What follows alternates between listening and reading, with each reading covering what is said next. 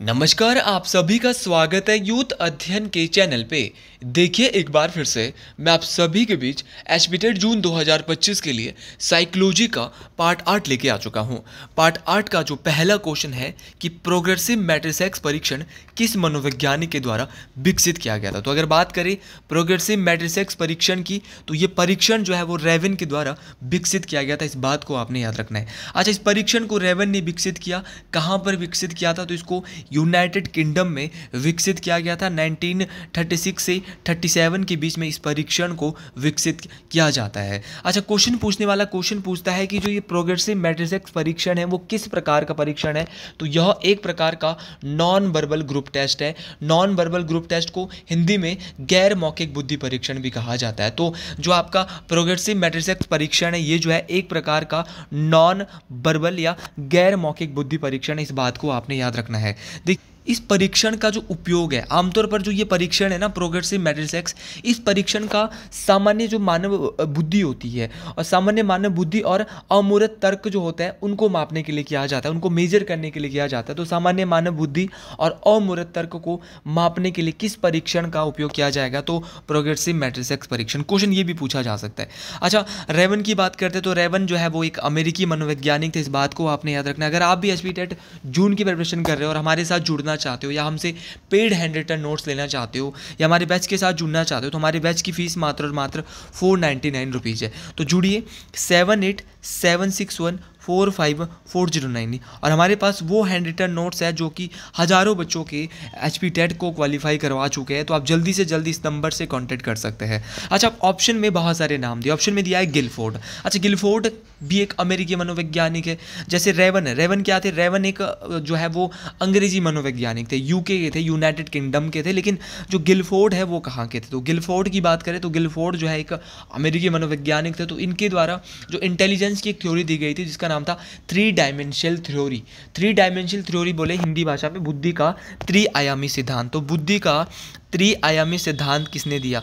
तो बुद्धि का जो त्रिआयामी सिद्धांत है वो दिया गया था किसके द्वारा? जेपी गिलफोर्ड के द्वारा। इस बात को आपने याद रखना है। अच्छा, बुद्धि के जो सिद्धांत की जो संरचना है वो किसके द्वारा विकसित की गई? तो बुद्धि के सिद्धांत की संरचना जो विकसित की, जिसे एसआई मॉडल ऑफ इंटेलिजेंस भी कहा जाता है, तो ये भी जो है वो जो है गिलफोर्ड साहब के द्वारा ही विकसित की गई थी। इस बात को आपने याद रखना है। और इसको जो इन्होंने जो बुद्धि का जो 3 डायमेंशनल थ्योरी दी थी, ये 1955 के आसपास दी थी।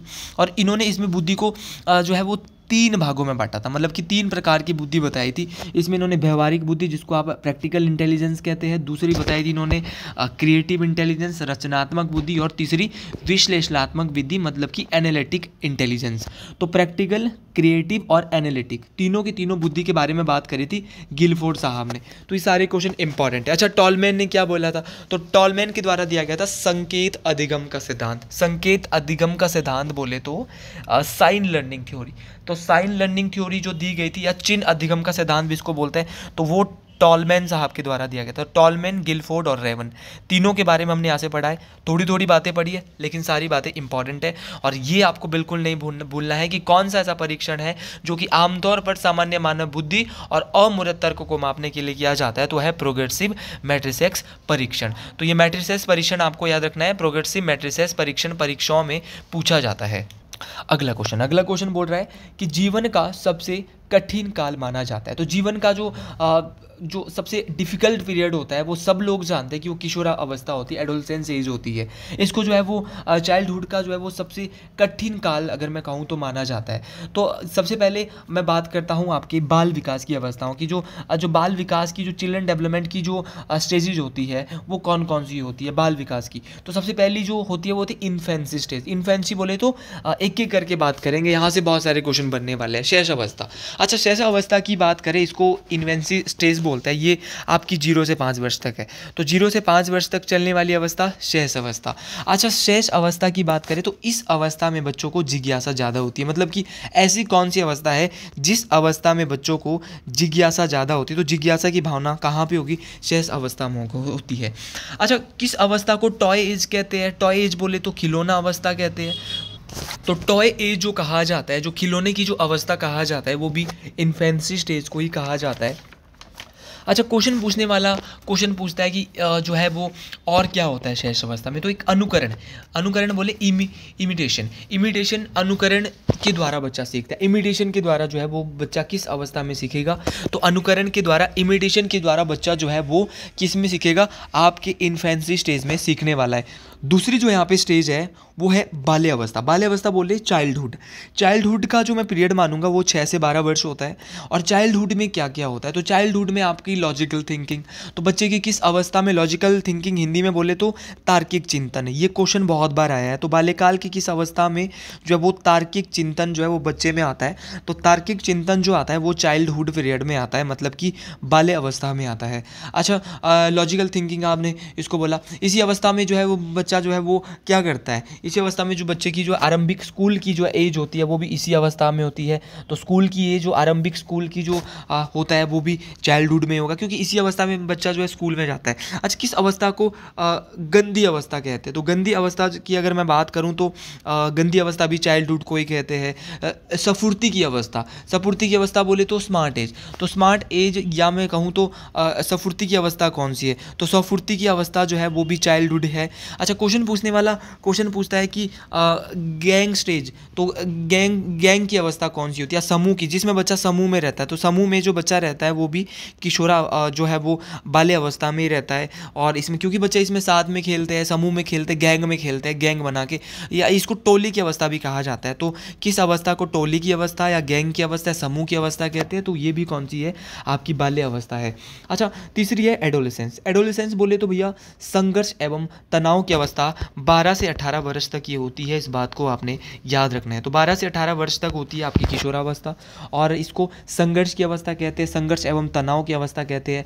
आंधी एवं तूफान की अवस्था, तो आंधी एवं तूफान की अवस्था भी किसको कहा गया है, बहुत बारी क्वेश्चन पूछा गया है। या उलझन की अवस्था, तो आंधी एवं तूफान की अवस्था या उलझन की अवस्था भी आपकी किशोरा अवस्था को ही कहा जाता है। अच्छा, कहीं ना कहीं जो है वो जो आपका किशोरा अवस्था है इसको स्वर्ण काल भी कहा जाता है, गोल्डन एज भी कहा जाता है। तो बच्चे की ऐसी कौन सी स्टेज है जिसको गोल्डन एज कहा जाता है, तो वो किशोर अवस्था है।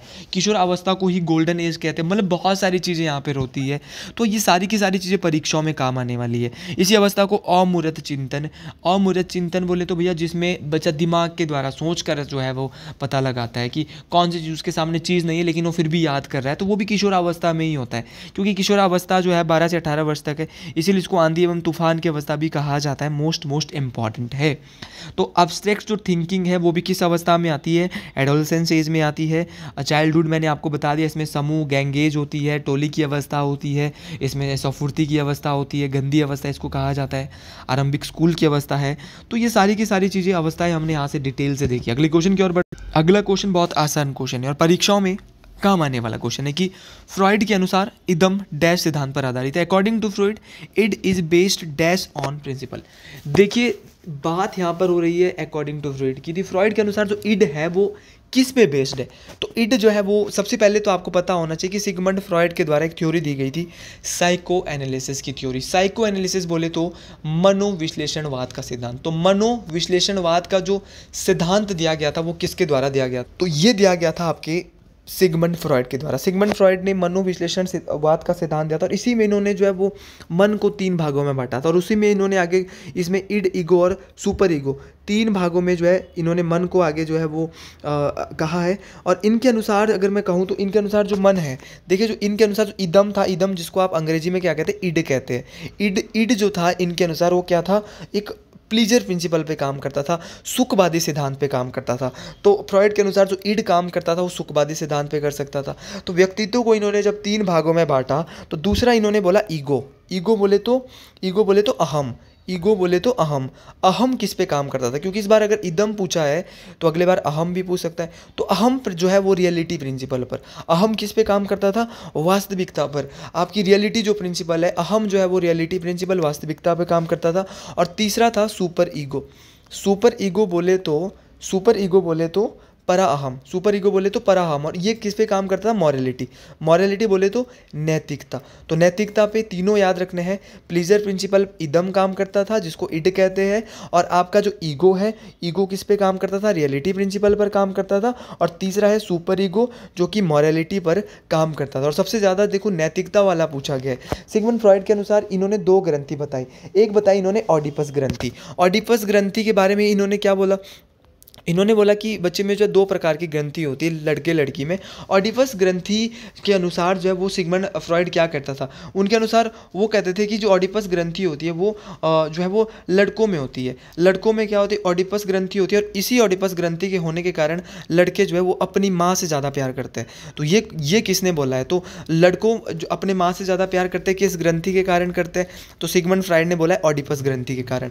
अच्छा, उन्होंने ये भी बोला है कि इलेक्ट्रा ग्रंथि होती है। इलेक्ट्रा ग्रंथि किस में होती है, तो सिगमंड फ्रॉइड के अनुसार इलेक्ट्रा ग्रंथि लड़कियों में होती है, और इलेक्ट्रा ग्रंथि के कारण वो अपनी जो है वो लड़कियां जो है वो अपनी पापा से ज़्यादा प्यार करते हैं। तो लड़कियों में इलेक्ट्रा ग्रंथि होती है, इसीलिए लड़कियां आपने अक्सर देखा होगा कि लड़कियां पापा की लाडली होती है, पापा की परी भी कहा जाता है, और जो लड़के होते हैं वो माँ के लाडले होते हैं। तो ये इसमें ये भी रीजन है सिगमंड फ्रॉइड के अनुसार। अच्छा, एक और होती है सोहोमो। सोहोमो बोले, ये सोहोमो क्या होता है, जिसको बोलते हैं निर्सिज्म। तो निर्सिज्म होता है कि जिसमें अपने से प्यार करने वाला या अपने में जो मस्त रहने वाला व्यक्ति होता है उसको बोलते हैं स्वमोह। स्वमोह आपको पता ही चल रहा होगा कि स्वमोह वाला व्यक्ति कैसे होगा, जिसको भैया ये स्वमोह होता है जो कि अपने में खोया रहता है, जिसको कि दूसरे से कुछ लेना ही नहीं है। तो ऑडिपस और इलेक्ट्रा, ऑडिपस लड़कों में होती है जिसके कारण वो अपनी माँ से प्यार करते हैं, और इलेक्ट्रा लड़कियों में होती है जिसके कारण वो अपनी जो है वो पिता से प्यार करती है। अगला क्वेश्चन है कि बुद्धि व सृजनात्मकता में किस प्रकार का संबंध पाया जाता है। तो what is the relationship between intelligence and creativity. अब आप सोच रहे होंगे कि पिछला क्वेश्चन सर ने क्यों छोड़ा, भैया क्वेश्चन पहले पढ़ चुके हैं, इसलिए दोबारा पढ़ने की आवश्यकता नहीं। अगर आपको आता है तो उस क्वेश्चन का आंसर आप कमेंट बॉक्स में ज़रूर बता दें। तो जो बुद्धि और सृजनात्मकता होती है, जो आपका इंटेलिजेंस और क्रिएटिविटी होती है ना, इनके बीच जो है वो पॉजिटिव जो है वो क्या होता है, संबंध पाया जाता है, रिलेशनशिप होता है, धनात्मक जो है वो संबंध होता है। अच्छा, बुद्धि की बात करें तो ये जो इंटेलिजेंस शब्द है इसका सबसे पहले प्रयोग किसने किया, बुद्धि का सिद्धांत आपको पता होगा, लेकिन बुद्धि शब्द का प्रयोग सबसे पहले क्या किया, तो बुद्धि शब्द का सबसे पहले प्रयोग 1885 में किसके द्वारा, किस मनोवैज्ञानिक के द्वारा, तो फ्रांसिस गाल्टन। भाई फ्रांसिस गाल्टन के द्वारा सबसे पहले बुद्धि शब्द का प्रयोग किया जाता है, इस बात को आपने याद रखना। कब किया था, 1885 में किया था, इस बात को आपने याद रखना है। और ये सारे के सारे क्वेश्चन परीक्षाओं में कब आने वाले हैं, एक एक क्वेश्चन आप याद रखें, ये क्वेश्चन बहुत ज़्यादा इंपॉर्टेंट है। अगला क्वेश्चन बोल रहा है कि किंडरगार्टन विधि का प्रतिपादन किसने किया, who propounded the kindergarten method. देखो यार, ये क्वेश्चन तो मैं पहले भी अपनी 7 वीडियो में से एक वीडियो में बता चुका हूँ, तो रिपीट हुआ है तो गलती नहीं करेगा अगर ये क्वेश्चन पेपर में आएगा। तो फ्रेडरिक फ्रोबेल साहब के द्वारा पहला किंडरगार्टन खोला गया था, इनके द्वारा ही सबसे पहले जो किंडरगार्टन जो विधि है उसको, मेथड है उसको प्रोपाउंडेड किया गया था। तो 1840 में पहला किंडरगार्टन किसके द्वारा खोला गया था, तो 1840 में पहला किंडरगार्टन फ्रेडरिक फ्रोबेल साहब के द्वारा खोला गया था। अच्छा, कहाँ पर खोला, तो 1840 में खोला, कहाँ पर खोला, जर्मनी में। तो जर्मनी में पहला किंडरगार्टन खोला गया, इस बात को आपने याद रखना। अब क्वेश्चन पूछने वाला क्वेश्चन ये पूछ सकता है कि जो आपका फ्रेडरिक फ्रोबेल है वो किस देश के थे, तो अब जर्मनी में इन्होंने खोला, तो ये क्या थे, जर्मन मनोवैज्ञानिक और जर्मन शिक्षक थे आपके फ्रेडरिक फ्रोबेल। अच्छा, इसके अलावा गार्डनर के बारे में आप क्या जानते हैं, तो देखो अगर क्वेश्चन एक और आता है, यहाँ से क्वेश्चन एक और आया था उसको भी देख लो। क्वेश्चन आया था कि जो किंडरगार्टन नामक शिक्षा प्रणाली है उसका सिद्धांत किसने दिया, तो जिसने किंडरगार्टन खोला उसी ने ही किंडरगार्टन नामक शिक्षा प्रणाली दी होगी, तो ये फ्रेडरिक फ्रोबेल ने ही दी थी। तो यहाँ से आप गलती नहीं करेंगे अगर किंडरगार्टन नामक शिक्षा प्रणाली वाला क्वेश्चन भी पूछा जाता है। अच्छा, गार्डनर के बारे में क्या जानते हैं, तो गार्डनर की बात करें तो इनके द्वारा, जो गार्डनर साहब थे, इनके द्वारा जो है वो मल्टीपल थ्योरी ऑफ इंटेलिजेंस, तो मल्टीपल थ्योरी ऑफ इंटेलिजेंस बोले तो बहुबुद्धि का सिद्धांत, तो बहुबुद्धि विधि का सिद्धांत जो है वो किसके द्वारा दिया गया था, तो ये हार्वर्ड गार्डनर साहब के द्वारा दिया गया था। हार्वर्ड गार्डनर की एक बुक थी फ्रेम्स ऑफ माइंड, तो फ्रेम्स ऑफ माइंड पुस्तक उसी, और मैं ये पहले भी कहीं ना कहीं आपको बता चुका हूँ कि जो फ्रेम्स ऑफ माइंड पुस्तक है उसी में जो है मल्टीपल थ्योरी ऑफ इंटेलिजेंस के बारे में बताया गया है। अच्छा, वॉटसन के बारे में थोड़ा देख लेते हैं क्योंकि इनके बारे में हम पहले भी बहुत बार देख चुके हैं। वॉटसन एक अमेरिकी मनोवैज्ञानिक थे, इनके द्वारा बिहेवियरिज्म के बारे में बताया गया है। कुछ साइकोलॉजी के ऐसे वर्ड होते हैं जिनको बोलना थोड़ा मुश्किल रहता है, तो उसके लिए मैं आपसे माफ़ी चाहूँगा, लेकिन मैं कोशिश करता हूँ कि साइकोलॉजी की ज़्यादा से ज़्यादा अंत के कुछ वीडियो लाए जाए, क्योंकि जीके जीके बहुत बड़ा रहता है, इसलिए मैं इस बार जीके की अनलिमिटेड वीडियो आपके बीच ला चुका हूँ। तो अगर आपने मेरी जीके की 66 वीडियो जून वाले अभी तक नहीं देखी है तो उनको ज़्यादा से ज़्यादा देखें। अंत के कुछ दिनों में और अच्छी वीडियो आपके बीच देखने को मिलने वाली है, और अब दिन में 2-2 3-3 वीडियो आपको मेरे चैनल से देखने को मिलने वाली है। तो आप ज़्यादा से ज़्यादा इस चैनल को फॉलो करें, सब्सक्राइब करें और ज़्यादा से ज़्यादा लोगों तक शेयर करें। मेरी वीडियो अच्छी लगती है ना तो कमेंट बॉक्स में एक नारा, एक कमेंट अपने देवी देवता का नाम, हर हर महादेव या कुछ भी लिख डालें। अगला क्वेश्चन कि जो प्रतिभाशाली विद्यार्थी का जो गुण होता है वो क्या होता है? Traits of gifted students are, तो जो प्रतिभाशाली जो विद्यार्थी होते हैं उनका जो गुण होता है क्या क्या हो सकता है? तो सारे ऑप्शन यहाँ पे पढ़ने पड़ेंगे। यूज मोर कॉमन सेंस, देखिए ये तो उनको लानी पड़ेगी। सामान्य बुद्धि का अधिक प्रयोग करना पड़ेगा। विषय वस्तु को समझने में विश्वास रखते हैं। Believe in understanding subject matter, देखो रखना पड़ेगा भाई, विषय वस्तु को समझने में उनको ट्रस्ट रखना पड़ेगा। अगर वो अंडरस्टैंड नहीं होगे तो वो प्रतिभाशाली विद्यार्थी मैं नहीं मान सकता। Have tendency of abstract thinking, मतलब कि मौलिक चिंतन करने की प्रवृत्ति होती है। जी हाँ, जो प्रतिभाशाली विद्यार्थी होते हैं वो उनके सामान्य बुद्धि का प्रयोग तो करेंगे ही करेंगे। विषय वस्तु को समझने में भी वो क्या करेंगे? विश्वास रखेंगे कि जो सामने से टीचर समझा रहा है उसमें हमें बिलीव करना पड़ेगा। अच्छा, मौलिक चिंतन की प्रवृत्ति होती है, जी बिल्कुल होती है। कभी कभार तीनों ऑप्शन भी सही होता है और ऑप्शन डी होता है उपरोक्त सभी। तो आप यहाँ को देख के ऑल ऑफ द अबव बिल्कुल लगा दीजिएगा। ऑप्शन डी सही है क्योंकि तीनों बातें मुझे सही लग रही है। जो कि एक प्रतिभाशाली विद्यार्थी के अंदर जो एक गिफ्टेड जो स्टूडेंट होता है, जो उसको ट्रेड्स करनी चाहिए, ये ऑप्शन डी बिल्कुल सही हो जाएगा। ये आप बिल्कुल सही कर। अगला क्वेश्चन बोल रहे हैं कि निम्नलिखित में से कौन सी समाजीकरण की प्रमुख एक संस्था है? देखिए, which one of the following is the primary agency of socialisation. देखिए, सोशलाइजेशन समाजीकरण की एक जो प्रमुख अवस्था, यहाँ से अगर मैं कहूँ तो देखो यार, कंप्यूटर तो नहीं हो सकती यार। समाजीकरण कहाँ से कंप्यूटर सीख लेगा? राजनीतिक दल समाजीकरण से, देखो राजनीतिक दल समाज में है लेकिन समाजीकरण इससे कहाँ से सीखेगा? आनुवंशिकता। देखो, समाजीकरण की जो एक प्रमुख संस्था हो सकती है वो परिवार हो सकता है। समाज में क्या होता है? सबसे बड़ा तो परिवार होता है, परिवार से ही समाज है। अगर परिवार ही नहीं है फिर बहुत सारे परिवारों का ही समाज होता है। देखो, राजनीतिक दल तो एक अलग चीज़ होगी, वो तो एक दल है, लेकिन जो परिवार जो है, एक फैमिली जो है, वो एक ठोस आंसर मुझे इस ऑप्शन का लग रहा है। तो देखो, ज़्यादा डिटेल से हम नहीं पढ़ रहे हैं, लेकिन समाजीकरण की अगर एक ठोस चीज़ बताई जाए यहाँ पे तो ये तो नॉर्मल से कोई क्वेश्चन, बहुत लट्टू से क्वेश्चन आ जाते हैं, आसान से क्वेश्चन आ जाते हैं। तो समाजीकरण का एक नॉर्मल सा उदाहरण परिवार है, नॉर्मल क्वेश्चन है। अच्छा, अगले क्वेश्चन की ओर क्वेश्चन बोल रहा है कि एक शिक्षिका अपने शिक्षार्थियों के लिए विभिन्न अधिगम शैलियाँ को ध्यान में रखते हुए विभिन्न प्रकार के कार्यों का उपयोग करती है, वो प्रभावित है।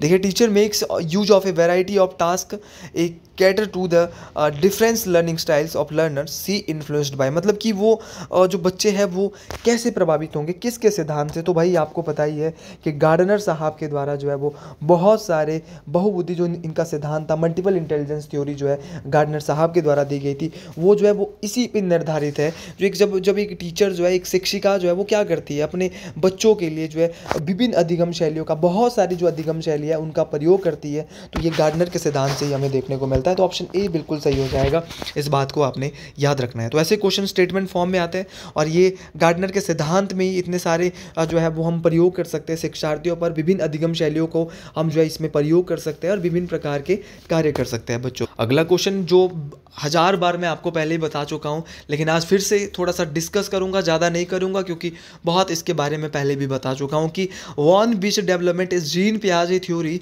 ऑफ चाइल्ड डेवलपमेंट बेस्ड, कि जीन पियाजे का जो बाल विकास का सिद्धांत है वो किस पर आधारित है? तो आप सभी लोग जानते हैं कि जो संज्ञानात्मक विकास का सिद्धांत है, कॉग्निटिव डेवलपमेंट की जो थ्योरी है, उसको 1936 में इंट्रोड्यूस किया गया था किसके द्वारा?